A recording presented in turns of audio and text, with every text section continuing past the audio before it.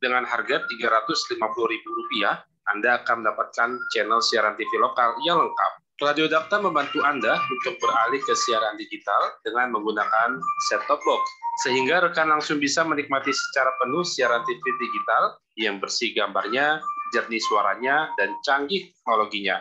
Untuk informasi dan pemesanan set-top box, hubungi call center 8807426, 8807427, atau WhatsApp 0815 11 107 107.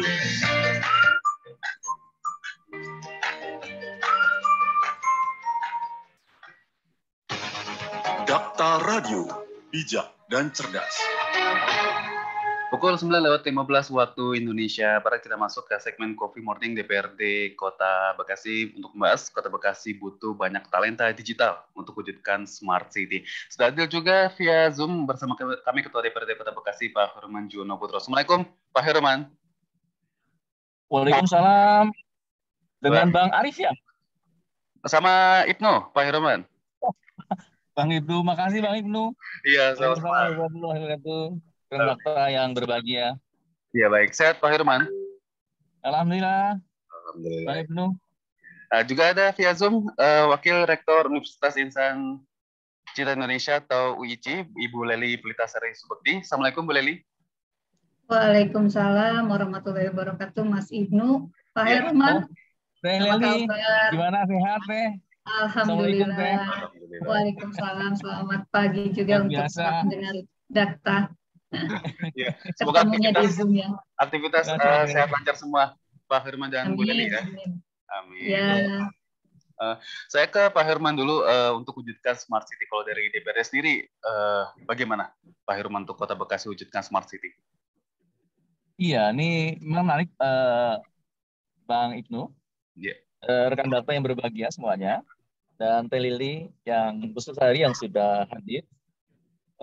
Memang kalau kita perhatikan, tuntutan masyarakat dengan zaman yang sudah berubah, era digital yang sebelumnya diiringi dengan era milenial, kita sudah menghadapi pandemi COVID yang mendorong percepatan yang luar biasa dalam kebutuhan kita terhadap digitalisasi hampir berbagai pelayanan publik di Kota Bekasi. Perilaku masyarakat yang semakin menghendaki layanan publik cepat, efisien, kemudian transparan, memang menghendaki dilakukannya percepatan seluruh layanan-layanan publik ini untuk digitalisasikan sebagai kesiapan kita menuju kota cerdas. Tentunya banyak sekali pandangan kita dalam kota cerdas ini, namun satu hal yang mau kita kaitkan dengan tema hari ini, Bang Ibnu, bahwa percepatan digitalisasi dalam layanan publik ternyata membutuhkan satu tema baru, yaitu SDM digital, Bang Ibnu.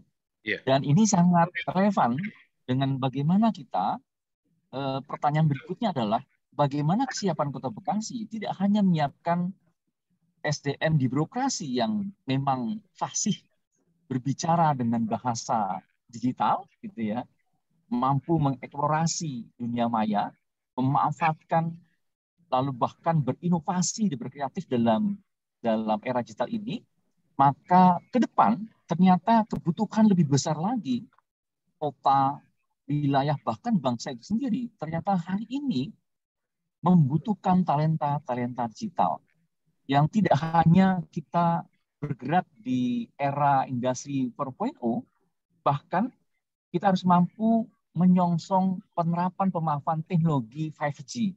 Nah, 5G ini luar biasa, Mas Ibnu. Ini tentunya akan menjadi ranah tersendiri bagaimana kita harus mampu tidak hanya menyiapkan birokrat yang digital, birokrasi digital, kita juga membutuhkan infrastruktur digital dan lebih besar lagi ekonomi digital dan masyarakat digital. Mungkin sebagai pengantar itu, Bang Ibnu, selebihnya saya tertarik dengan hadirnya universitas yang dikatakan full digitalized, gitu ya, yaitu ingin bentuk apa potret ini dalam menyongsong talenta digital ini, yang kemudian ingin menghadirkan satu potret baru universitas. Nih Mbak Lely kelihatannya paling tepat hari ini untuk kita elaborasi ternyata di balik era digital kita menghadapi kebutuhan ekonomi yang semakin murah, semakin efisien, efektif, semakin tangible, artinya tidak perlu di secara fisik itu, tapi sudah langsung kita bisa melakukan transaksi. Mungkin itu sebagai pengantar Bang Ibnu. Selebihnya mudah-mudahan Teh Leli bisa memberikan pencerahan hari ini bagaimana menghadapi menyongsong era digital yang membutuhkan talenta digital tidak hanya di Kota Bekasi namun juga Indonesia. Demikian Bang Ibnu. Iya, saya ke Bu Leli dari Wakil Rektor Universitas Insan Cita Indonesia untuk menghadapi tantangan dunia digital 5G dan juga menyongsong Kota Bekasi sebagai Smart City. Ini dari Universitas Insan Cita Indonesia, bagaimana Bu Leli? Iya, baik Mas Ibnu dan para pendengar Dakta sekalian. Sebetulnya ide mendirikan universitas ini juga berasal dari beberapa faktor atau diinspirasi oleh beberapa faktor. Pertama, dengan coba kita melihat satu ada hasil studi dari World Bank, dari Bank Dunia di tahun 2016 yang mengatakan bahwa pada tahun 2035 di mana terjadi puncak bonus demografi Indonesia itu 64% dari jumlah penduduk itu ada usia produktif antara 15 sampai 64 tahun gitu ya. Jadi diperkirakan 64% dari kurang lebih 297 juta jiwa di tahun itu. Nah, dari usia produktif tersebut diperkirakan atau World Bank mengatakan bahwa Indonesia butuh digital talenta 9 juta. Yeah. Nah, digital talenta ini adalah mereka yang bukan sekedar melek secara digital, bisa menggunakan alat secara digital, namun mereka sudah siap menjadi leader-leader di era digital ini. Dan salah satunya kemudian di antara digital talenta dan digital leadership ini adalah ada digital culture. Jadi kalau tadi Pak Herman sudah mengatakan bahwa kita butuh digital talenta dan kemudian digital dalam hal ekonomi dan seterusnya, yang kita perlukan justru lebih dari itu, bagaimana digital culture ini menjadi satu cara hidup baru begitu ya. Dan digital culture ini sebetulnya hari-hari ini mungkin sudah banyak yang kita lakukan, sudah kita terapkan, namun kita tidak menyadari bahwa itu sebuah culture yang memang sesuai dengan era digital. Contohnya on time gitu ya. Kalau saat ini mungkin kalau dulu kita rapat-rapat atau pertemuan secara offline, tatap muka, kemudian kita terlambat 5-10 menit, itu kita masih menganggap wajar gitu. Tapi coba hari ini dengan menggunakan Zoom gitu ya, kita rasanya sudah sangat terlambat ketika kita hadir 5 menit saja, itu sudah merasa terlambat. Itu satu contoh kecil bagaimana digital culture ini sudah kita mulai. Nah, dengan 9 juta digital talenta yang diperlukan Indonesia, maka tantangannya adalah bagaimana kita semua siap dan menyiapkan diri menghadapi ini. Yang hari ini dilakukan oleh pendidikan tinggi dan perguruan-perguruan tinggi yang berbasis offline, ini adalah menyesuaikan cara perkuliahan dengan online, mengganti perkuliahan yang tatap muka fisik dengan virtual atau melalui Zoom begitu ya. Jadi itu offline yang di online kan kira-kira gitu. Nah, karena itu kemudian menjelang bahkan sebelum kemarin pandemik 2020, diskusi-diskusi di alumni Himpunan Mahasiswa Islam di KAHMI, karena UICI ini didirikan KAHMI, itu sudah kemudian mengarah kepada satu pemikiran bagaimana kalau kita membuat terobosan di mana sistem perkuliahannya betul-betul full digital. Kita akan menghadapi era di mana kemampuan leadership, kemudian entrepreneurship, kemudian emotional intelligence, digital literasi itu akan bersatu menjadi sebuah tantangan baru bagi tadi mereka yang ada di usia produktif. Nah, karena itu didorong pula dengan situasi pandemik, maka itu menjadi satu momentum yang kami menilai ini tepat waktu begitu ya, sehingga kemudian ketika kita coba luncurkan universitas yang berbasis full digital ini, mudah-mudahan sih bisa memberi manfaat lebih begitu. Jadi pemikiran-pemikiran itulah yang mendasari kemudian kita mendirikan perguruan tinggi berbasis full digital ini. Di Bekasi saya kira dengan tadi 9 juta digital talenta target 2035, maka dengan jumlah penduduk kita hari ini secara proporsional kota dan kabupaten Bekasi itu butuh kira-kira 180.000. Nah, bagaimana kira-kira kita menyiapkan itu? Tadi Pak Heruman, saya mengapresiasi bahwa kawan-kawan di legislatif begitu sudah memikirkan ini ya sebagai satu persiapan Bekasi Smart City tadi. Saya kira itu dulu, Mas Ibnu. Nah, untuk mungkin dari Universitas Insan Cita Indonesia ini untuk merealisasikan Smart City ataupun talenta-talenta digital ini, apa saja yang dilakukan, Bu Lely? Ya, kami sudah melaksanakan mulai perkuliahan 1 semester yang lalu, Mas. Jadi UICI ini didirikan berdasarkan izin dari Menteri Pendidikan dan Kebudayaan 30 Desember 2020. Jadi memang betul-betul momentum puncak pandemik itu yang gelombang pertama. 30 Desember keluar izin, kemudian kita menyiapkan diri dan bulan Juli itu kita sudah launching dan mulai September kita sudah mulai perkuliahan. Jadi ini memang kuliah baru selesai 1 semester dan ini baru masuk semester kedua, di mana sistem perkuliahan ini penerimaan mahasiswa barunya berlangsung setiap semester. Jadi satu perbedaannya yang pertama itu, yang kedua sistem perkuliahan kita full digital, artinya tidak ada sama sekali tatap muka secara Zoom begitu maupun secara fisik. Nah, tetapi di semester 1 memang kita masih melakukan penyesuaian transisi dengan menggunakan sistem Zoom. Sehingga dosen masih ketemu dengan mahasiswa melalui Zoom dan kemudian nanti di semester ini semua sudah dilakukan melalui satu sistem yang kita sebut Digital Simulator Teaching Learning System. Ini adalah satu sistem di mana memungkinkan mahasiswa belajar secara mandiri melalui sistem yang diinjeksi kepada device mereka masing-masing.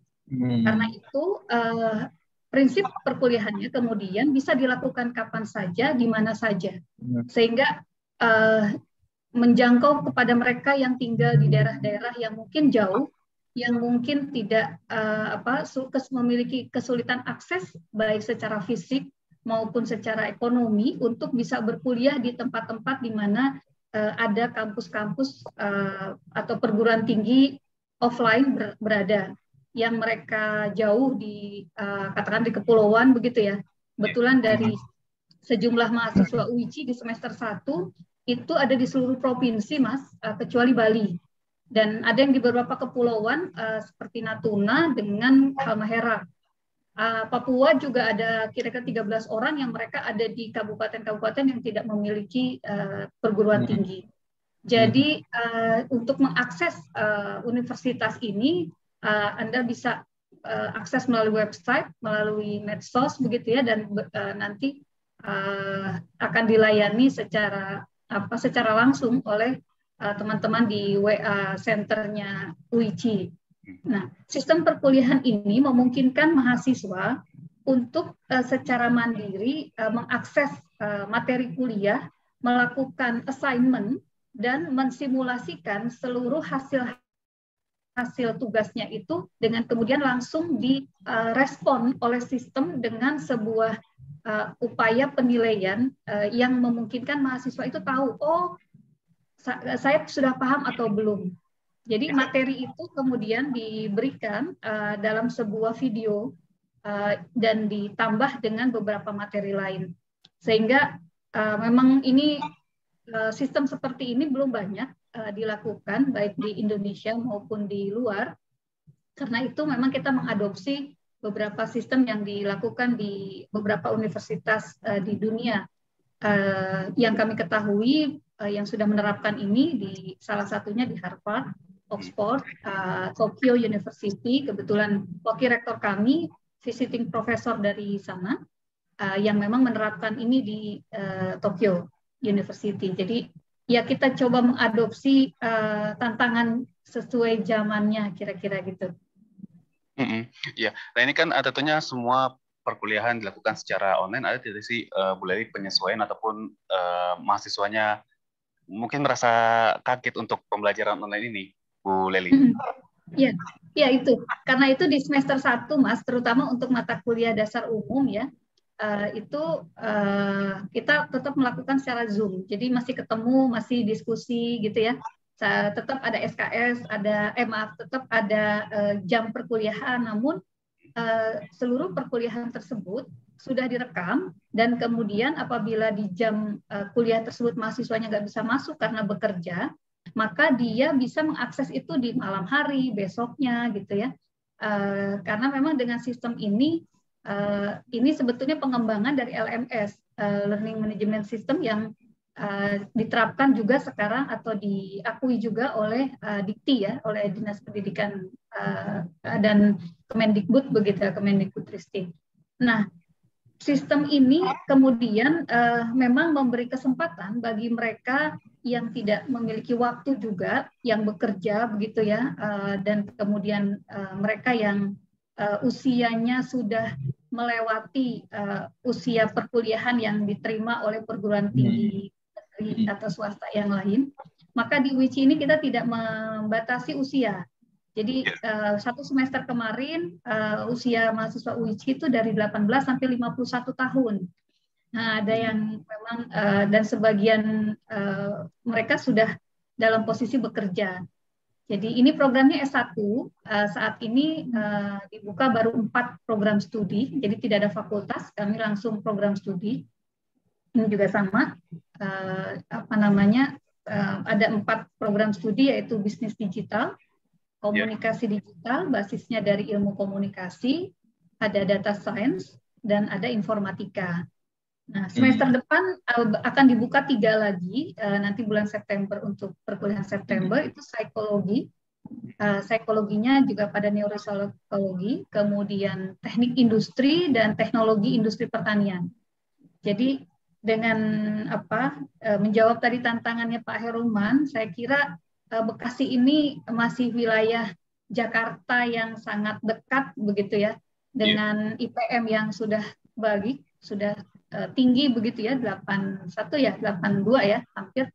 Itu saya kira sudah siap begitu ketika akan menjadi satu proses atau tahap dari digital talenta kepada digital culture dan digital leadership.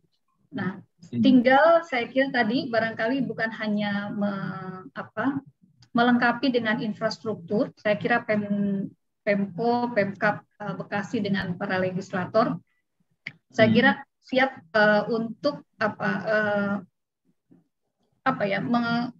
mengadopsi barangkali ya, mengadopsi kalaupun tidak membuat sendiri. Silahkan berkolaborasi karena kan ini eranya pentahelix ya, kolaborasi pentahelix itu. Ada government, begitu, ada bisnis, ada society di situ, ada edukasi. Jadi bagaimana berkolaborasi untuk sama-sama memajukan SDM di Kota Bekasi. Nah, UICI siap untuk mensupport ini karena apalagi dekat ya. Jadi kalaupun mau fisik, kantor rektoratnya ada di Jakarta, di Kuningan begitu. Dari sini kami ada studio yang disiapkan untuk bisa mengontrol semua sistem perkuliahan begitu. Jadi memang ya ini era yang sangat milenial dan sangat digital, Mas. Mau tidak mau kita memang ya akhirnya harus bersiap untuk ke arah sana begitu. Baik, saya ke Pak Heroman dari disebutkan Bu Leli jurusan-jurusan di UICI untuk mungkin bisnis online ataupun komunikasi. Nah, ini Kota Bekasi sendiri butuh apa talenta digitalnya, Pak Herman mungkin? Iya, terima kasih Bang Ibnu. Teh Leli, terima kasih sekali. Ini luar biasa UICI sebagai mungkin satu-satunya universitas yang secara fully digitized gitu ya, menyiapkan berbagai perangkat semenjak dari kurikulum hingga semua orang bisa kapan dan dimanapun bisa kuliah. Ini sangat-sangat digitalized milenial sekali, karena memang keinginan banyak tuntutan hari ini memang adalah kapanpun dan dimanapun mereka bisa melakukan sesuatu. Dan Pak Ibnu memang seperti kata oleh Teh Leli tadi, bahwa untuk mendukung membangun sebuah budaya digital gitu ya, kita memang membutuhkan ekosistem digital yang melingkup semuanya, yang komprehensif, tidak hanya dipayungi oleh regulasi, sehingga seluruh perangkat-perangkat peraturan di bawahnya, struktur organisasi, bahkan mekanisme SOP gitu ya, semakin lebih simple, kemudian transparan, mudah terakses, aksesibel gitu ya.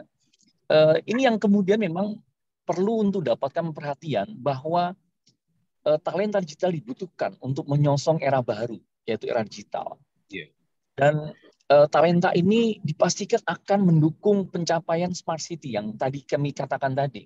Karena dalam Perda 2 2019 kita sudah memiliki Perda Smart City atau kota cerdas yang memang kami di Dewan berkehendak untuk ini peluang besar untuk menjadi instrumen percepatan berbagai pertumbuhan, tidak hanya dalam aspek ekonomi, namun juga sosial, mampu merespon pertumbuhan sosial sekaligus pertumbuhan ekonomi.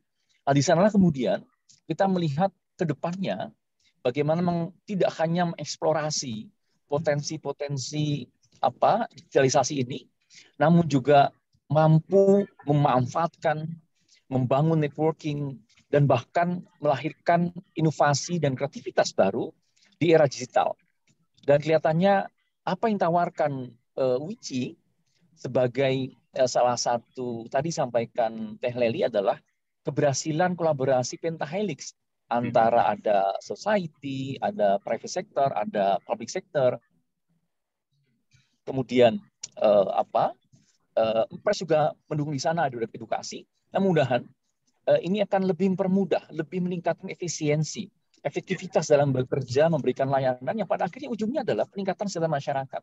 Nah, kembali hari ini tema kita adalah bagaimana menyiapkan talenta-talenta digital tadi. Nah, di Kota Bekasi kami mendorong untuk kemudian dilakukan mapping lebih dahulu. Seberapa besar kondisi kita hari ini, kesiapan kita ini terkait dengan birokrasi, aparatur sipil kita untuk bisa menyongsong memiliki kemampuan skill, knowledge gitu ya digital ini. Setelah di mapping, lalu kemudian kita bisa mengetahui roadmap untuk mencapai kebutuhan digital, talenta digital yang dibutuhkan untuk menyongsong smart city, lalu kemudian buat strateginya berikut dengan budget yang dibutuhkan. Mudah-mudahan ini menjadi terobosan percepatan merubah Kota Bekasi yang dekat dengan Jakarta yang dikatakan oleh Teli tadi, mudah-mudahan lebih mendekati kesiapan kita untuk global. Mungkin demikian, Bang Ibnu. Berarti untuk talenta digital sebenarnya ada, tinggal bagaimana pemerintah untuk merangkul dan juga konsisten untuk membentuk smart city itu, Pak Herman ya? Iya, terakhir mungkin bagaimana untuk bisa mengelaborasi dengan para akademisi, yaitu perguruan tinggi yang ada di Kota Bekasi. Sebagiannya tentunya sudah siap dengan mungkin tidak fully digitized gitu ya. Kalau UICI, Universitas Insan Cipta Indonesia sudah menyiapkan dengan secara full semuanya digitalized, bisa kapan dan di mana saja bisa kuliah, bisa memantau hasil prestasi perkuliahannya juga. Mungkin di Kota Bekasi tidak fully, mungkin masih half gitu ya, masih mix. Namun mereka siap untuk mendukung kesiapan para birokrat kita untuk mewujudkan birokrasi digital, yaitu kesiapan tidak hanya mereka yang fasih memanfaatkan, namun juga mampu melakukan terobosan-terobosan secara digital, termasuk bagaimana menyiapkan berbagai perangkat apps ataupun aplikasi yang memungkinkan masyarakat muda kita di Kota Bekasi itu bisa merasakan pelayanan publik secara digital lebih mudah, yang tidak lagi terhang dengan error karena sinyalnya mungkin bandwidth-nya yang rendah, yang kemungkinan kemudian infrastruktur komputer yang tidak memungkinkan standby selama 6 hari pelayanan gitu ya, itu perlu dirombak sama sekali. Nah, kelihatannya ini perhatian kita bersama, Bang Ibnu. Ya, mungkin terakhir Pak Khairman, dari Dewan sendiri, apa yang ingin dilakukan dari Dewan dan juga mungkin pemerintah Kota Bekasi untuk mendukung Smart City, mungkin kedepannya lebih bisa diterapkan, lebih bisa teknologi di Kota Bekasi lebih dimaksimalkan. Silakan Pak Khairman. Ya, terima kasih Bang Ibnu. Mungkin sebagai sebuah penutup, kami berharap kehadiran talenta digital yang mampu dipersiapkan oleh pemerintah Kota Bekasi dalam mendukung Smart City, mampu mewujudkan pula ekosistem digital yang memungkinkan tidak hanya kita mampu mengeksplorasi dunia maya, namun juga membangun jaringan dan menciptakan kreativitas dan inovasi digital dalam rangka meningkatkan layanan publik, meningkatkan pertumbuhan ekonomi kita dari selain daerah, dan sekaligus meningkatkan kesejahteraan masyarakat Kota Bekasi. Sehingga dengan demikian, Kota Bekasi sebagai kota yang modern, kota yang hebat dapat kita wujudkan dengan percepatan digital. Gitu. Terima kasih, Bang Witu. Ya, saya kembali mungkin terakhir untuk closing statement dari Wici, apa tantangan di pendidikan termasuk di basis online ke depannya bagaimana, Bu? Baik, jadi dalam proses transformasi digital, kita akan masuk ke sana setelah melalui tahapan-tahapan. Pertama tadi, digitalisasi atau digital talenta tadi, itu sebetulnya tahap paling awal dari proses transformasi digital. Kemudian digital culture, digital leadership, baru kemudian digital transformation. Nah, 4 tahapan ini tentu kita berharap bisa dilakukan secara konsisten begitu. Apabila komitmen ini menjadi satu tekad bagi semua stakeholder yang ada di Kota Bekasi, saya kira Bekasi siap untuk melakukan transformasi digital pada saat nanti bonus demografi itu sampai atau tiba. Jadi kita mendukung, UIC mendukung proses ini, silahkan mari berkolaborasi untuk menjadikan Bekasi Smart City yang sesungguhnya. Begitu.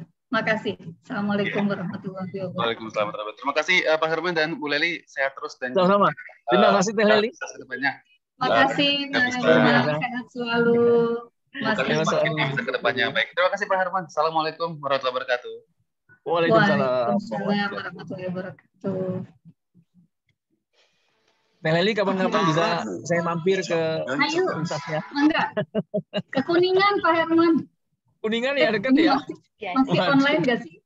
Insya Allah nanti saya kontak lebih dahulu sebelum mengunjungi sana. Ya, sama Mas Oji lah. Itu mah main-main dekat sini, dekat MNC. Iya. Insya Allah. Siap. Teh Leli. Makasih Mas Oji. Sehat Pak Herman. Salam Teh Leli. Pamit nih ya. Mudah-mudahan udah dekat. Ya, semoga sehat dan salam para Pak Toto. Izin, insya Allah. Sehat-sehat semuanya. Assalamualaikum warahmatullahi wabarakatuh. Terima kasih Mas Ibnu ya.